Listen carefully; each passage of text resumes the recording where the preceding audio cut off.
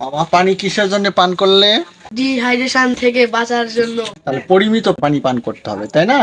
পরিমিত পানি বলতে আমরা কি বুঝাই? যে আপনার শরীরের জন্য যেটা প্রয়োজন সেটা পান করতে হবে। অতিরিক্ত পানি পান করা শরীরের জন্য ক্ষতিকর।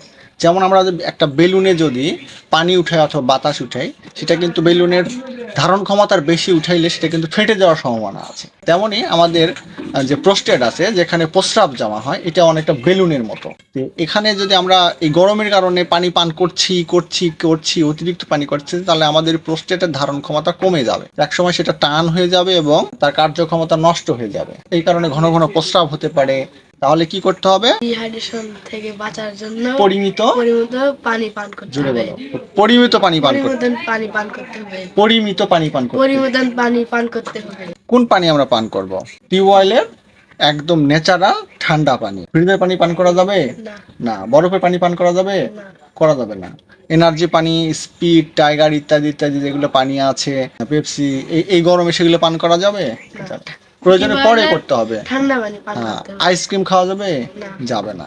প্রয়োজন হলে পরে খাওয়া যাবে, কিন্তু এই মুহূর্তে এটা খাওয়া যাবে না। খাইলে কি হবে? আমাদের হিট স্ট্রোক হতে পারে, ডিহাইড্রেশন হতে পারে। ঠিক আছে মামা? তাহলে এখন দর্শকের উদ্দেশ্যে কিছু বলো, যে আপনারাও আপনারা পরিমিত পানি পান করুন।